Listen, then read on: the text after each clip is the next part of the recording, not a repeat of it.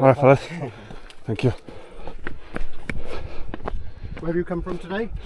From Chester. You guys? Swansea. Swansea. How long did it take you from Chester? Hour 20 minutes.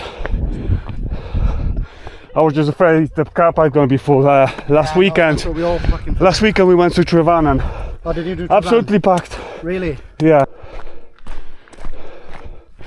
You guys been here before? No, not this one, no. It's a beautiful hike. Are you going to come back down the same way or not?